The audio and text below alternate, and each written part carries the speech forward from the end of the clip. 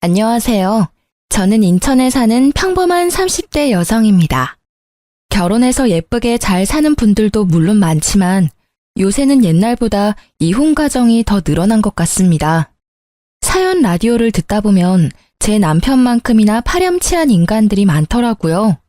저도 오늘 속 시원하게 털어놓고 싶어 사연 보냅니다.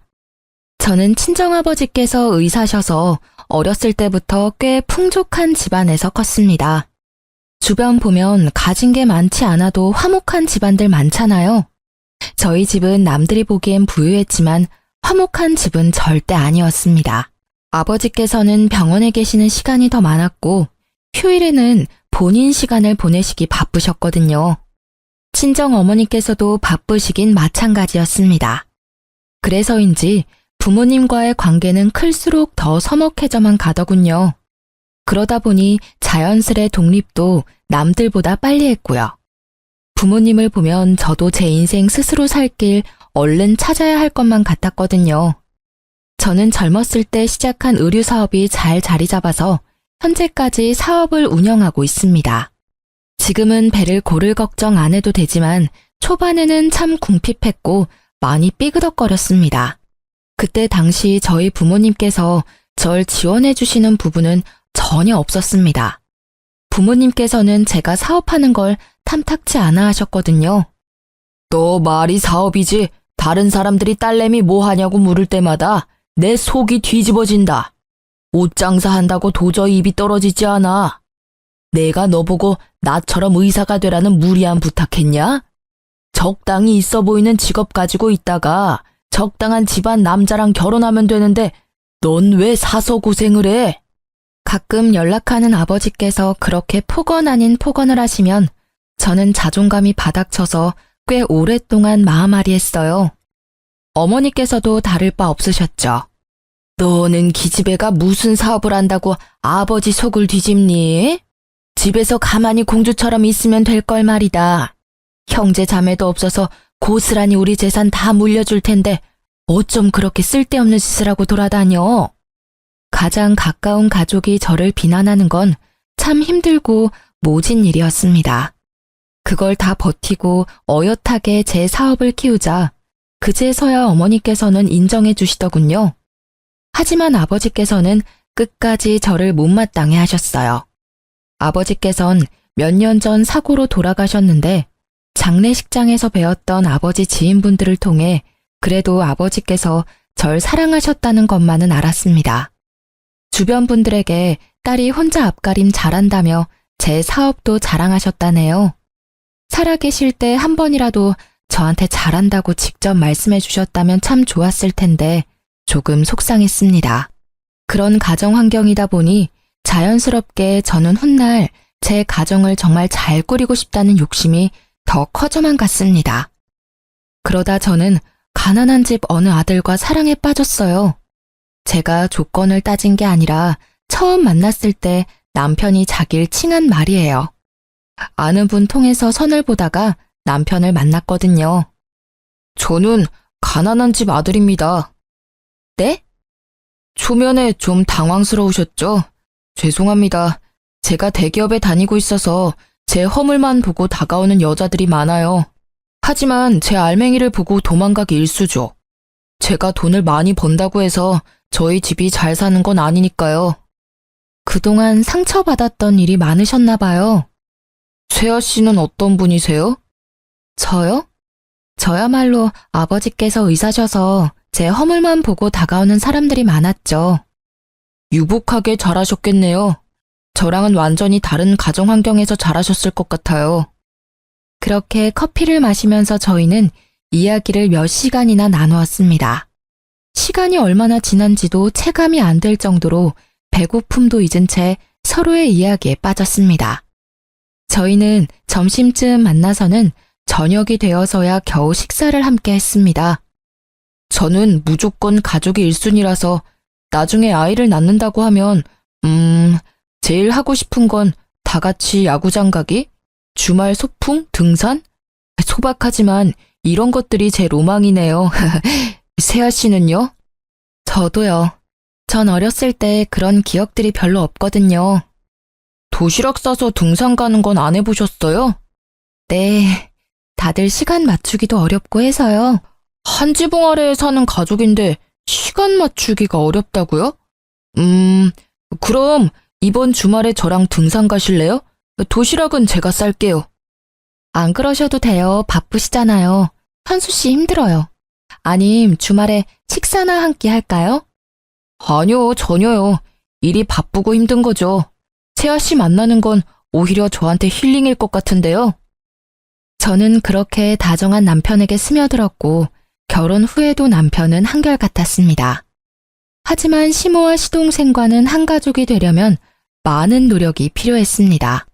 결혼하고 보니 시댁 식구들과 가족같이 지내는 분들이 정말 존경스럽다고 생각했어요. 그래서 저도 최선을 다하려고 노력했습니다. 시어머니께서는 정말 기운이 팔팔하시고 어디 아픈 곳 하나 없으신 아주 건강한 분이셨어요. 어머님, 제가 어머님 곁에서 보니까 따로 운동도 안 하시는데 건강은 정말 타고나신 것 같아요. 남편이 어렸을 때부터 잔병치레 하나 없었다고 하더라고요. 보니까 어머님 닮아서 그이가 튼튼한 거였네요. 내가 아들들한테 줄 건 없다지만 유전자 하나는 기가 막히게 물려줬지. 암 그렇고 말고. 건강이 제일 큰 자산이라는 말이 있잖아요. 이미 돈 주고 못 살 자산 그이한테 물려주신 거죠. 그런데 어머님, 혹시 운동 삼아서 간단한 일이라도 시작해보시는 건 어떠세요? 적적한 시간도 때우실 겸이요. 어머, 너 몰라서 하는 소리야. 내 하루가 얼마나 바쁜데. 적적한 시간이라고는 없으니까 내 걱정은 마라. 네, 어머님. 제가 시모께의 일을 권해드린 건 다름이 아니라 남편이 밤마다 시름시름 앓았기 때문입니다. 여보, 입맛이 없어? 요새 부쩍 밥을 못 먹는 것 같아. 내가 모르는 무슨 걱정이라도 있어? 그게 실은... 아니다. 왜 말하려다 말아. 그러지 말고 나한테 말해봐. 당신은 돈 얼마나 모았어? 아니, 언제부터 돈 모았어? 나? 맨 처음 사업 시작했을 때는 본전도 못 찾아서 저축은커녕 입에 풀칠도 못했었지. 그러다 점차 자리 잡고 바로 몇십씩이라도 저축 시작했지. 벌수록 저축하는 금액 점점 늘려갔고. 근데 그건 왜? 그럼 그렇게 사회생활하기 전에는 모아둔 돈 있었어? 어렸을 때 받았던 용돈이라든지. 응, 어렸을 때부터 모아둔 돈은 통장에 있지. 장모님께서 관리해 주셨어? 19살 때부터 내가 관리했어. 갑자기 그건 왜?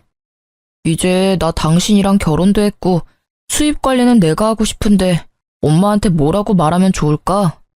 여태까지 엄마께서 해주셨으니까 감사하다고 인사드리면서 자연스럽게 통장을 달라고 할까? 남편과 각출해서 생활비를 쓰다 보니 저도 미처 신경 못 쓴 부분이었습니다. 남편은 어렸을 때부터 가난한 집의 가장이다 보니 당연하게 월 수입을 계속 시어머니께 드리고 있었어요. 그리고 도련님은 남편과 1살 차인데 아직까지 취준생이었죠. 그런데 남편 말을 들어보면 도련님께서는 취업할 의지가 안 보였어요. 요새는 컴퓨터 게임에 빠졌다고 하더라고요. 도련님은 제 앞에서도 낯을 많이 가렸고 면접도 제대로 볼 수 있을까 싶을 정도로 내성적으로 보였습니다. 물론 남편이 용돈은 드리겠지만 더 이상 월급 전체를 시어머니께 드릴 수 없다 판단한 남편은 고민하다 시모께 솔직하게 말씀드렸습니다. 엄마, 이제 저도 결혼했고 어엿한 가정이니까 제 월급은 제가 관리할게요. 그동안 감사했어요. 앞으로 용돈은 적은 금액이지만 챙겨드릴게요. 뭐? 그게 뭔 소리다냐? 현수 네가 이 집의 가장인데 네 월급 없으면 우리는 어떻게 살라고? 엄마, 저 이제 세아 씨랑 결혼했으니 이 집에서는 독립한 거잖아요. 세아, 너 말해봐라. 네가 우리 현수 꼬드겼냐? 너는 넉넉한 의사 집안에서 태어났다며? 가진 게 우리보다 많을 거 아니냐? 벼룩의 간을 빼먹어라. 어떻게 우리 장남 월급까지 가져가려 해? 가만 보니 그래서 나한테 은근슬쩍 일하라고 권유했던 거구나? 너 정말 무서운 애야. 어머님, 그런 게 아니라요. 엄마, 도대체 왜 이래요? 세아 씨 앞에서 나 창피해 정말. 애초에요, 내가 결혼했으면 먼저 말 꺼내기 전에 엄마가 나한테 통장 줬어야 하는 거 아니에요? 형, 엄마한테 소리 지르지 마. 형수님 너무하시네요. 결혼한 지 얼마나 됐다고. 형수님은 형 월급 없이도 잘 살겠지만 엄마랑 나는 형이 돈 안 주면 굶어 죽어요. 조용하던 도련님도 처음으로 발악하듯 제게 따지더군요. 시댁 식구들의 원망과 비난이 모두 저를 향하자 저는 어쩔 줄 몰랐어요. 손발이 덜덜 떨리는데 남편이 괜찮다며 제 손을 꽉 잡아주더라고요. 그러자 용기가 생겨서 남편의 편에 저도 설 수 있었어요. 어머님께서는 앞으로 일하실 생각은 전혀 없으세요? 고생스러운 일 밖에서 하라고 말씀드리는 거 절대 아니에요. 어머니 나이대 분들 밖에서 일하면서 즐겁게 지내시는 분들 많아요. 일이 돈을 버는 수단도 맞지만 삶의 활력을 불어주는 때도 있어요. 그리고 각자의 몫이라는 게 있잖아요. 제가 조심스럽게 말씀드리자면 남편만 이 가정을 위해서 일하고 어머님이랑 도련님은 뭐 하셨어요? 게다가 도련님은 몇 년째 취준생이라고 들었어요. 이젠 눈을 낮추고 다른 길 찾아야 하지 않을까요? 냉정하게 이제 밥벌이 해야 할 나이 아니에요. 언제까지 형 울타리 안에서 형이 버는 돈만 쓸 거예요. 뭐가 어째? 순진해 보였는데 할 말은 다 아는 애였구나 너. 일하면 내가 정부 보조금도 못 받는데 못하러 일을 해. 멀쩡한 정승 같은 아들 둘이 있는데 내가 꼭 일을 해야겠니? 아이씨, 형수님, 말씀이 심하잖아요. 저는 뭐 대기업 가면 안 된단 말이에요? 나도 시간 좀만 더 있으면 형보다 더 좋은 곳에서 떵떵거리면서 일할 수 있다고요. 에이, 어머님 노후 지금부터라도 준비하셔야죠. 그이가 용돈은 챙겨드릴 수는 있지만요. 이렇게 몸 멀쩡히 건강하시고 아직 은퇴 나이도 아니신데 그이 월급 다 가져가시는 건 아닌 것 같아요. 그의 경제관념이 걱정이시라면 제가 통장 관리할 테니 이제 걱정 마시고 결혼했으니 저한테 넘겨주세요. 그럼 제가 도련님 취업 자리도 같이 알아볼게요. 그리고 도련님, 거울 좀 보세요. 이발은 언제 하셨어요? 면접 볼 의지는 있으세요? 매일 컴퓨터 게임하느라 방에 틀어박혀 있으니 머리카락이 저랑 비슷할 정도로 잘하셨어요. 단발머리로 면접 보겠다고요? 제가 오목조목 할 말 다 하자 시모와 시동생은 당황하더군요. 할 말을 제가 다 해주자 남편은 행복한 얼굴이었어요. 그동안 자리 잡았던 근심 걱정과 그늘이 얼굴에서 다 사라지더라고요. 그런데 그때 어머님이 하시는 말씀에 남편은 주저앉고 말았습니다. 에휴, 월급 뭐 얼마나 된다고 모아놓은 것도 없는데 뭘 통장을 달래? 저는 당연히 모아둔 돈이 없을 거라 조금이나마 예상했고 남편은 단 얼마라도 시모께서 모아주실 줄 알았나 봐요. 어머니, 저 얼마나 힘들게 일해왔어요. 저 안 해본 아르바이트가 없고요. 겨우 혼자 힘으로 대기업까지 들어갔어요. 엄마가 사람이라면 자식 새끼 정말 위하신다면 그러면 안 되는 거잖아요. 단 얼마라도 저 위에서 남겨주실 생각 없으셨어요? 저는 저 혼자 희생하는 게 당연한 건 줄 알았거든요. 그런데 다른 집들은 안 그래요. 가족이라면 다 같이 으쌰으쌰 해야 하는 거잖아. 왜 그동안 나만 이렇게 힘들게 살아온 건지 정말 억울하다고요. 현우, 너도 이 새끼야. 당장 편의점 알바라도 해봐. 네가 사람이냐? 형, 아들, 너 고생하는 건 알지, 아는데, 아휴, 갑자기 이게 다 무슨 일이람? 더 말할 것도 없어. 연예인들이 왜 부모 자식 간에 연 끊는 줄 알겠어요. 엄마 다신 나 볼 생각하지 말아요. 현우, 너도 엄마 잘 모셔라. 나 이제 이 집에 안 올 거야. 우리 찾지도 말고 원망도 하지 마. 여보, 가자. 여보. 주저앉아 괴로워하며 울던 남편은 2년 끈차고 소리치면서 제 손을 붙잡고 시댁을 뛰쳐나갔습니다. 그렇게 시모와 시동생에게 속마음을 내뱉은 남편은 그러고서도 엄청 괴로워하더군요.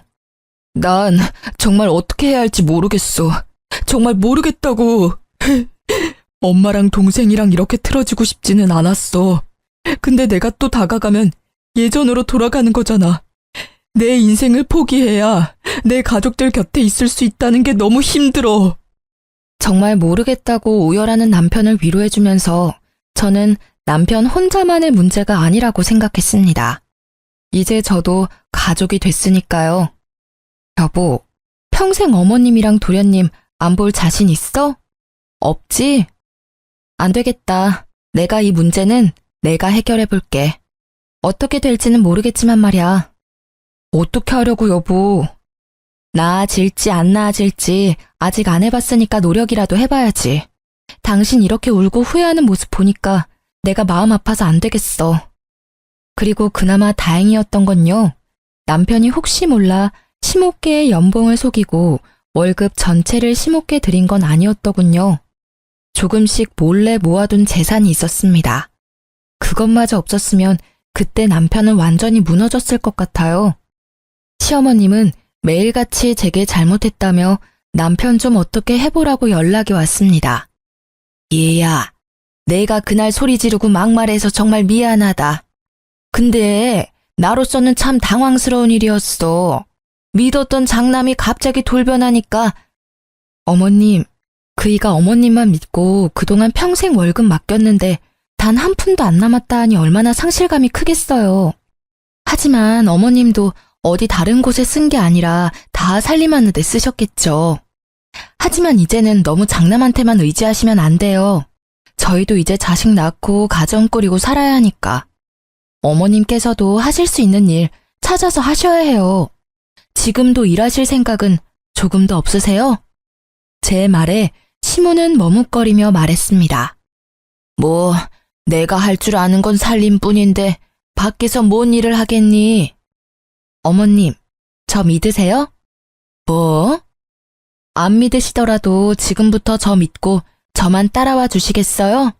그럼 그이 맘도 돌릴 수 있을 것 같은데요.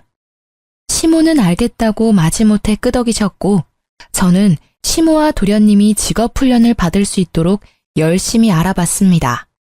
정부에서 하는 사업에 시모와 시동생이 해당하는 건 모조리 신청해줬습니다. 어머님께서는 요리학원을 다니셨고 도련님은 컴퓨터 학원을 다녔습니다. 그리고 어머님께서 자격증을 준비하시는 동안 저는 제가 엄마께 받은 건물 1층에 작은 식당을 열 준비를 하고 있었습니다. 남들은 호구 같다고 가난한 집안에 다 퍼주고 있다고 욕할지 몰라도 제가 월세 조금 적게 받고 돈 욕심 부리지 않으면 모두가 화목해지는 일이었으니까 조금의 희생은 하고 싶었어요. 가족이니까요. 대신 제 건물인 건 남편에게도 말 안 했습니다. 어머님, 그동안 고생 많으셨어요. 저는 어머님께서 잘 해내실 줄 알았어요. 고맙다. 네 덕에 내가 사람 구실은 하게 됐구나. 그런데 말이다. 자격증은 땄어도 식당에서 일하는 건 좀 무서워. 누구 밑에서 이 나이에 갑자기 일한다는 게 용기가 참 나지 않아. 어머님, 걱정하지 마세요. 오늘 저랑 갈 곳 있다고 말씀드렸죠? 짜잔! 여기는 뭐 파는 곳이냐? 아직 문 안 연 것 같은데? 어머님이 하시고 싶은 걸로 하세요. 여기 어머님 가게예요. 제가 이 가게 사드릴 수는 없어도 월세로 얻어드릴 수는 있거든요. 좋은 주인 덕분에 보증금 많이 올리고 월세는 10만 원대예요. 어머님 10만 원은 감당하실 수 있으시죠? 앞으로 여기서 새 출발하시는 거예요. 제가 옆에서 많이 응원할게요. 아이고, 이게 다 무슨 일이야? 꿈이야 생시야? 정말 여기가 내 가게야? 조그맣지만 있을 건 다 있네. 정말 고맙다 새애기야. 복덩이가 우리 집안에 굴러왔어. 어떻게 이런 생각을 했니? 저를 부둥켜 안고 눈물을 훔치는 시모를 보고 저는 그제서야 안심이 됐어요. 어머님, 그리고 남편이 앞으로 용돈은 못 드려요. 그것 대신 제가 어머님 새 출발 도와드리는 거예요. 아셨죠? 그럼 앞으로 너네 지원 일절 필요 없다. 오히려 내가 벌어서 너네 용돈 줘야지. 내가 받은 게 있는데. 그렇게나마 남편의 월급을 지킨 저는 시동생을 만나 중소기업 면접 보는 걸 도와줬습니다. 역시나 도와주니까 시동생은 금방 나쁘지 않은 곳에 취업 성공하더군요. 대기업만한 회사는 아니니깐요. 시동생은 한 번에 회사에 합격하자 얼떨떨해 하더라고요. 형수님, 저 정말 합격할 줄은 몰랐어요. 그동안 자격지심 부려서 죄송해요. 형처럼 대기업은 아니지만 형수님 덕분에 저도 앞으로 사람 구실하면서 살겠네요. 감사합니다. 도련님 마음 먹고 하시면 뭐든 잘 해내실 거라 생각했어요. 취업 진심으로 축하드려요. 자리 잡으면 그이한테 한번 연락 먼저 해주세요. 그때 그렇게 시댁에서 나오고 혼자 얼마나 괴로워하는지 몰라요. 도련님 취업한 거 알면 남편도 엄청 기뻐할 거예요.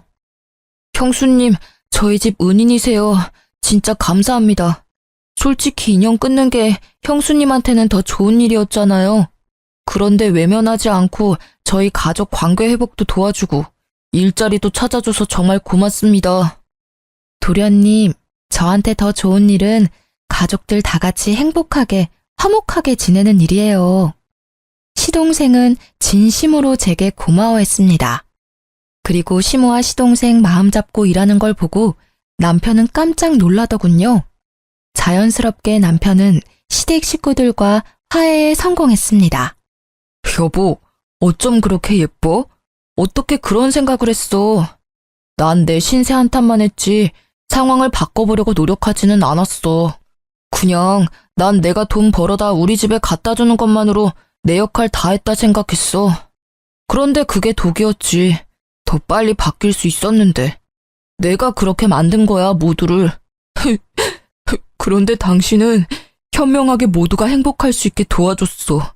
정말 고마워. 내가 평생 당신한테 잘할게. 남편이 기쁨의 눈물을 흘리자 저도 눈물이 왈칵 쏟아졌습니다. 부둥켜 안고 얼마나 울었는지 모르겠습니다. 그렇게 평화를 되찾은 줄 알았으나 제 평화는 오래 가지 않았어요. 여보, 출장 잘 다녀와요. 몸 조심하고 내가 꿈을... 아니다. 그냥 조심해서만 다녀와요. 여보, 나 보고 싶어도 조금만 참아. 서방 일 열심히 하고 올게. 도착하면 전화할게. 근데 연락 자주는 못할 거야. 이번에 중요한 미팅 건이라. 알지. 난 걱정하지 말고 다녀와요. 전날 안 좋은 꿈을 꿔서 저는 남편에게 말하려다 혹시 미팅에 지장이 있을까봐 입을 다물었습니다. 그저 몸 조심해서 다녀오라는 말만 반복했죠. 그런데 남편을 마중하고 저도 출근해서 제 직원들이랑 회의를 바쁘게 할 때였어요. 핸드폰에 남편의 부재중이 여러 번 찍히더라고요. 아직 도착할 시간도 아닐 뿐더러 남편은 제가 회의를 하고 있다는 것도 알 텐데 지금 전화를 할 리 없다고 생각했죠. 예감이 안 좋아 저는 잠시 회의를 중단하고 울리는 남편의 전화를 곧바로 받았습니다. 여보세요? 몇 초 정적 뒤에 익숙한 남편의 음성 대신 낯선 음성이 제게 말을 걸어왔어요. 이현수 씨 가족분이시죠? 네, 그런데 제 남편 전화인데 전화 받으시는 분은 누구시죠? 구급대원입니다. 위치는 강원도 양양이고 차 전복 사고가 났어요. 이현수 씨 휴대폰 비상 연락처로 전화드렸어요. 환자분 지금 출혈도 심하고 도착하면 긴급 수술 들어갈 것 같습니다. 땡땡 병원으로 옮기는 중이니까 지금 바로 오실 수 있으세요? 다급한 목소리의 구급대원의 말을 듣고 머릿속으로는 보이스피싱인가 싶었어요. 하지만 돈을 요구하는 게 아니라 병원으로 곧바로 오라는 말에 바로 정신이 들더군요. 주저앉아 슬퍼할 시간도 없었어요. 바들거리는 몸을 겨우 일으켜 직원 한 명에게 부탁해서 병원으로 갔습니다. 제가 운전을 하면 큰일 날 것 같고 택시를 타야겠다는 생각도 안 들었거든요. 어떡해.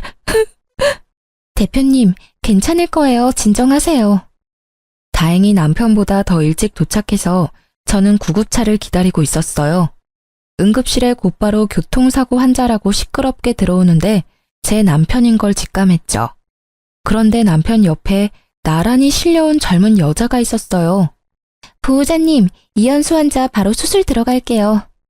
저 옆에 여자분은 왜 같이 실려왔나요? 동승자라고 하던데요. 바쁜 간호사에게 더 묻지는 못하고 저는 곧바로 남편의 소지품을 건네받자마자 핸드폰을 확인했습니다. 남편의 상사가 여러 통 전화가 와 있더군요. 뒤늦게 제가 남편 상사와 통화를 하게 되면서 남편과 같이 실려온 여자가 남편 회사 인턴 직원이라는 걸 알게 됐습니다. 남편이 분명 이번 출장은 혼자 간다고 말했었지만 일정이 바뀌어서 같이 가게 됐나 보다 생각했습니다. 시모와 시동생에게도 연락을 하고 나서야 저는 다리에 힘이 완전히 풀려서 수술실 앞에 주저앉았습니다. 그렇게 혼자 소리 없는 눈물을 흘리는데 통화한 지 얼마 안 된 시모께서 한달음에 응급실에 달려오셨습니다. 아이고, 많이 놀랐지, 아가? 어머님, 내가 여기저기 물어보니까 다행히 머리는 안 다쳤다고 한다. 얼마나 다행이니? 너는 괜찮냐? 어머님이 오히려 제 앞에서 무너지실 줄 알았는데 되려 저를 위로해 주시더군요. 남편은 회복실에서 몇 시간 있다가 일반 병실에 옮겨졌어요. 여보, 괜찮아? 여보. 으이그 이놈아. 네 마누라랑 네 엄마랑 놀라서 심장이 다 쪼그라들었다. 다리 골절 수술을 한 남편은 다행히 마취가 풀리니 다리 외에는 전부 괜찮아 보였어요. 세아야, 너무 걱정하지 마라. 우리 집 장남은 내가 간병할 테니 너는 아무런 걱정하지 마. 제가 회사의 중요한 프로젝트 때문에 어쩔 수 없이 간병인을 쓴다고 하니 시모께서는 간병인을 자처했어요. 어머님 힘드시니까 제가 간병인 알아볼게요. 아니다, 그럴 필요 없다. 내가 있는데 못하러 아깝게 돈을 쓰냐. 현수도 내가 더 편할 거야 아마. 어머님, 감사해요. 아유, 가족끼리 뭘 감사냐. 그럼 저 옆 병실에 잠시 인사하고 올게요. 응? 남편이랑 같이 가다가 사고 난 거니까 따로 인사는 해야 할 것 같아서요. 경황이 없어서 못 살펴봤어요. 남편이랑 같이 실려온 인턴 직원이 옆 병실이거든요. 에그머니나, 그럴 필요 없다. 내가 이미 인사 다 했어. 네? 아, 그러셨어요? 그쪽은 팔에 금 간 거 말고는 뭐 크게 다치지도 않았어. 그러니 아가 네가 걱정할 필요 없다. 그나마 다행이네요. 그나저나 그이 정말 괜찮은 거 맞을까요? 의사 선생님 말로는 머리는 안 다쳤다고 하셨었는데 저렇게 말도 없고 내내 눈만 감고 있으니까 저 슬슬 걱정돼요. 괜찮다. 괜한 걱정하지 마. 회복 중이니까 다 괜찮아질 거야. 그렇게 남편이 사고 후유증으로 말을 안 하는 줄 알았던 저는 뒤늦게 남편의 행동의 의미를 알게 됐어요. 저를 가족같이 생각해준 도련님 덕분에 모든 진실을 알게 됐습니다. 도련님, 갑자기 여기까지 무슨 일이세요? 형수님, 저 은혜 갚는 거예요. 은혜요? 갑자기 무슨 말씀이세요? 너무 놀라지 마세요. 형 여자 있어요. 그 같이 사고 났다던 여자 인턴 직원이요. 네? 저는 머리를 세게 한 대 맞은 것처럼 멍해지더군요. 그런 제게 도련님은 남편의 차 블랙박스 영상을 보여줬어요. 보험회사에 제출할 영상 보고 있는데 둘이 심상치 않은 사이였어요. 제가 좀 더 알아보니까 출장은 무슨 강원도 양양에 둘이서 놀러 가다가 사고 난 거예요. 침묵할까 했는데 이건 정말 아니잖아요. 형수님이 우리 형한테 어떻게 해줬는데 우리 집안에 어떤 사람인데. 저 그런 더러운 꼴은 못 보겠어서 많이 고민하다가 형수님한테 알려드리는 거예요. 죄송해요. 도련님이 뭘 죄송해요. 오히려 제가 엄청 감사해요. 숨길 수도 있었을 텐데 이렇게 알려주셔서 정말 감사해요. 어머님도 아시는 거예요? 그게... 아셨군요. 아셨으니까 간병도 어머니께서 하신다고 자처하셨을 거예요. 이제 보니까 앞뒤가 딱딱 맞네요. 도련님, 마지막으로 제가 부탁 하나만 해도 될까요? 네, 편하게 말씀하세요, 형수님. 저한테 말씀하셨다는 거 당분간 비밀로 해주시겠어요? 네, 그럼요. 비밀로 할게요. 형수님이 저 사람 구실하게 만들어줬잖아요. 이거면 형수님한테 은혜는 갚은 거죠? 네, 충분해요. 나머지는 제가 알아서 할게요. 저는 남편과 상간녀가 정신 차리자마자 법정에 설 수 있도록 이혼 소송과 상간녀 소송을 준비했습니다. 바람난 거 들통난 것도 모르는 남편은 태어나자 제게 엄청 싸늘하게 굴더군요. 당신은 일이 남편보다 중요하지? 어떻게 나 태어났는데 병원에 안 와? 간병도 모조리 우리 엄마한테 맡기고 간병비는 챙겨드렸어. 아니 남편 병원살이 하는데 잘 먹는지 잘 회복하는지 어쩜 하나도 신경을 안 써? 아이고, 이번에는 우리 현수가 서운할 만했다. 아무리 내가 신경 쓰지 말라고 했어도 세아 너 어쩜 그렇게 무신경하니? 이번에 내가 너 다시 봤다. 내가 하는 일은 적어도 당신처럼 날 배신하지는 않거든. 노력한 만큼 일은 내 가치를 알아줘. 어머님 다 알고 계셨으면서 왜 말씀 안 해주셨어요? 다 아시면서도 저한테 무신경하다는 말씀이 나오세요? 이 여자가 지금 뭐라는 거야? 이제 위아래도 없지? 눈치채고 아무런 말 못하는 시모랑 달리 남편은 계속해서 제게 떵떵거리며 큰 소리쳤어요. 그럼 내가 상간녀랑 데이트하다가 사고난 남편까지 간병해야 하니? 여보, 어떻게 알았어 그걸? 제가 참지 못하고 그 찌질한 얼굴에 뺨을 올려붙이자 시모는 세상 무너진 듯 소리를 질렀어요. 아이고, 내 장남 얼굴에 감히 무슨 짓이냐? 아, 그 기집애가 꼬신 거야. 난 정말 안 넘어가려고 애를 썼다고. 그렇다고 남편 뺨을 때리냐? 아이, 존심상하게. 누가 내 남편이야? 시모께서는 제가 남편 뺨 때렸다고 곧바로 남편 편을 들었어요. 남자가 그럴 수도 있지. 어디 귀한 서방 뺨을 그렇게 사정없이 내려치냐? 네가 그냥 눈 딱 감고 한번 봐줘라. 네가 안 봐주면 어떻게 되겠니? 네 남편 젊은 그 애기랑 재혼하는 거지 뭐. 어머님, 그게 저한테 하실 말씀이세요 지금? 저만 가족처럼 생각했죠? 결국 저는 남이었는데 제가 너무 이 집에 헌신했네요.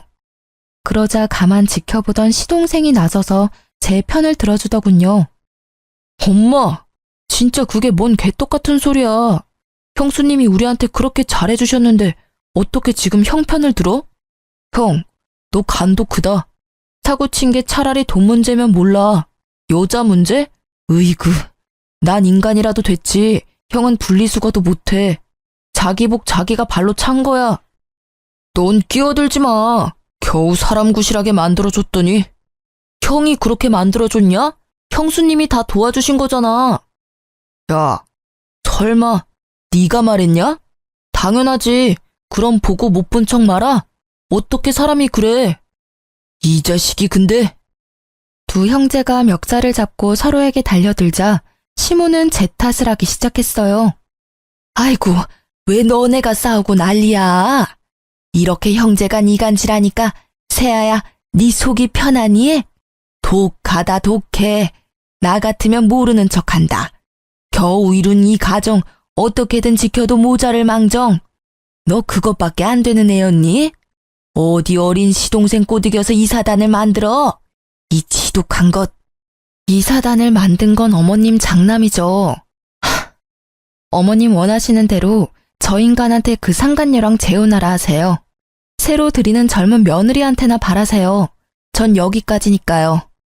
야, 너 위자료 잘 준비해. 이혼 소송 접수했으니까. 그리고 그 인턴한테도 얌전히 상간녀 소송 기다리라 전해.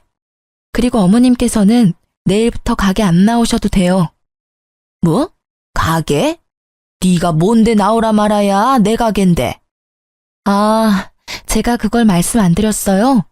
보증금을 아무리 많이 줬다 해도 월 10만 원 월세 너무 싸다고 생각 안 하셨어요? 주변 상인들 월세 10배 넘게 내는데 뭔가 이상하다 생각 안 하셨냐고요? 뭐가 이상해? 너무 좋은 주인분이시다 생각했지 뭐. 제가 그 건물 주인이에요. 엄마한테 결혼 좀 받은 건물이거든요. 이제 거기 새로 새놓을 거니까 안 나오셔도 된다고요. 뭐? 어머, 그게 네 건물이야? 그런 중요한 말을 왜 이제야 해? 긴 말 필요 없고 변수 너 세아한테 얼른 사과해라. 건물주 며느리랑 대기업 인턴 나부랭이 며느리 중에 당연히 건물주 며느리지. 아까 못 들으셨어요? 저 이 사람이랑 이혼할 거라고요. 아이고, 나 그 가게 정들어서 못 떠난다. 착한 네가 좀 모르는 척하고 넘어가주면 안 돼? 내가 또 어디 가서 일자리 구하겠어. 저한테는 정 같은 건 없으시고 그 건물에는 정이 많이 드셨어요? 어머님, 정말 끝까지 이기적이시네요. 잘나고 귀한 어머님 장남한테 가게 하나 구해달라고 하세요.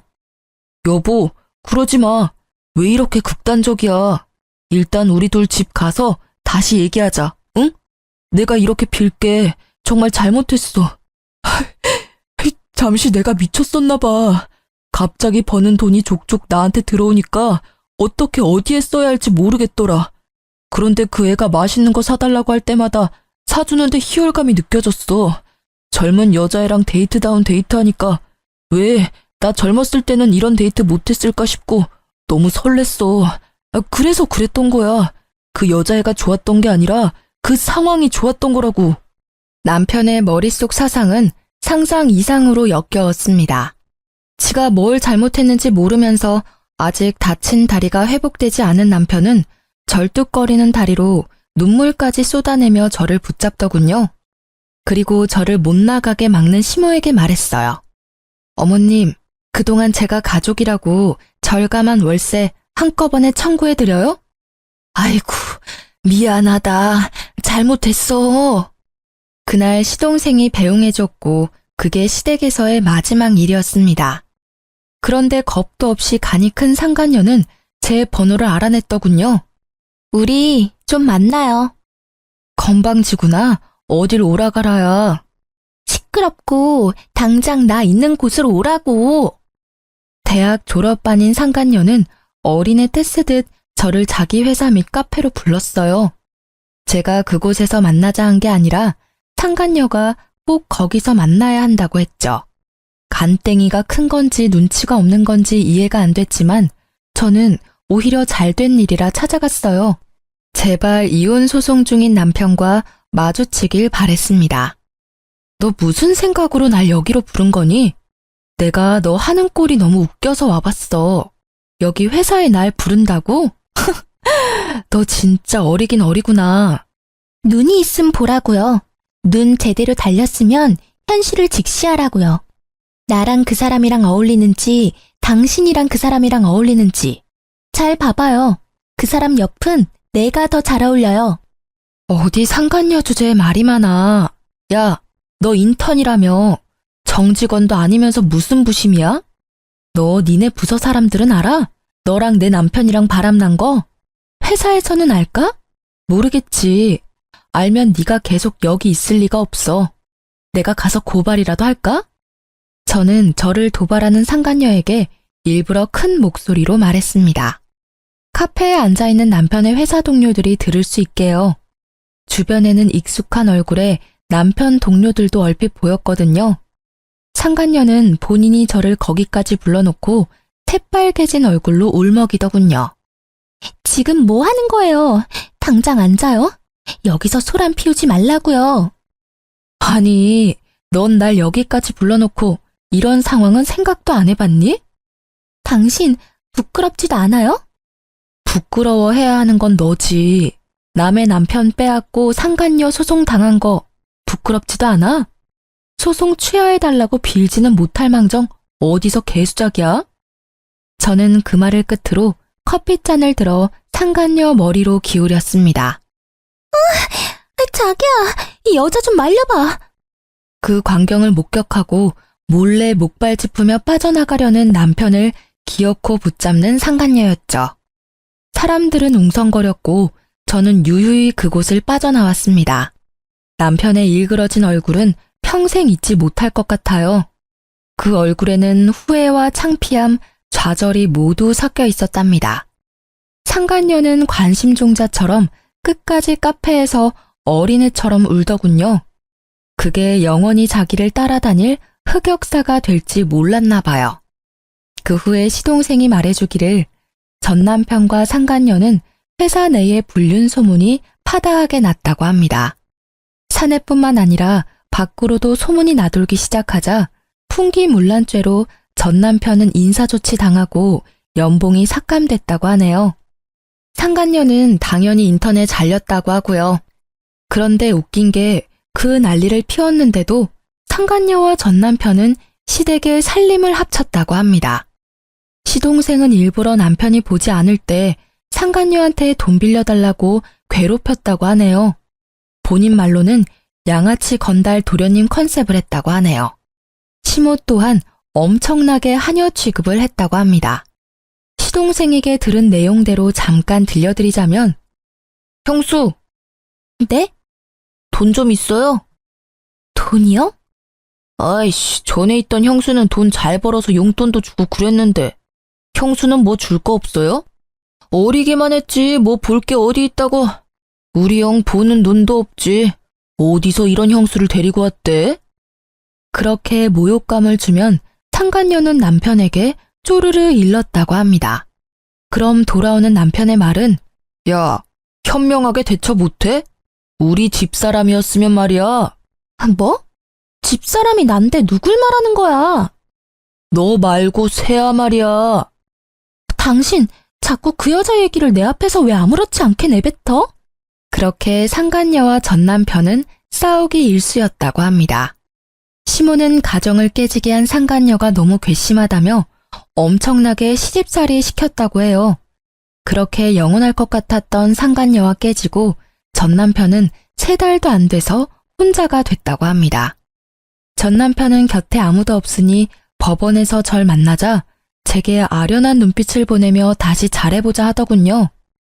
엄마도 너 보고 싶으시대. 나도 너 보고 싶었고. 헛소리 하지 마. 너 양심이 있냐? 너네 모자 진짜 지긋지긋하다. 내가 너 얼굴에 침이라도 뱉고 싶은데 참는다.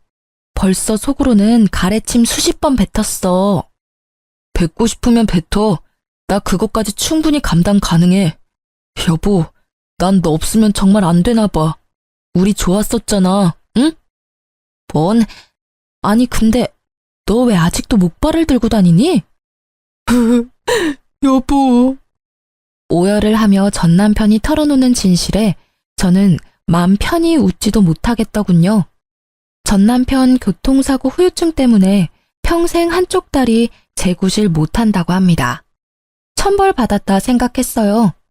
혹시 자기가 다리를 절어서 외면하냐는 전 남편 말에 다리를 절지 않았어도 너는 내게 평생 아웃이라고 마지막 따끔하게 마무리했습니다. 전 시동생에게 듣기로 전 남편은 그나마 있는 재산마저도 제게 위자료로 물어주고 빈털털이래요. 게다가 또 시모의 소나기에 붙잡혔대요. 월급은 예전처럼 전 시모가 관리하고 전 시모는 다시는 일을 하지 않겠다고 전 남편에게 으름장을 놨다더라고요. 평생 서로의 지옥에서 영원히 못 빠져나오길 간절히 기도했네요. 다행히 전 시동생은 그 집에서 독립했다고 해요. 알아서 돈 관리하며 잘 살고 있다고 합니다. 상간녀는 제발 고소 좀 취하해달라고 싹싹 비는데 알바라도 해서 위자료 내라고 했죠. 아님 네 부모님한테 받으러 간다니까 어린 상간녀는 잠수를 타더군요. 그러다 상간녀는 부모한테 고소장을 들켜서 상간녀 엄마가 직접 상간녀 머리채를 제 앞까지 끌고 와서 딸 교육 제대로 못 시켰다며 사죄하셨습니다. 양쪽 위자료 두둑히 받아서 저는 새 출발하려고요. 사실 그 돈 없어도 저는 잘 살겠지만 금융치료라도 받아서 조금은 마음 회복됐습니다.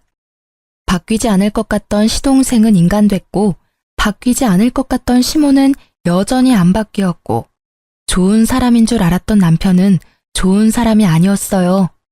사람은 정말 겪어보지 않으면 알 수 없다는 말을 너무 온몸으로 겪어서 많이 힘들었습니다. 그래서 제게 앞으로는 좋은 일만 가득했으면 좋겠어요. 여러분이 끝까지 긴 제 사연 들어주셔서 오늘은 잠도 푹 잘 것 같아요. 감사합니다.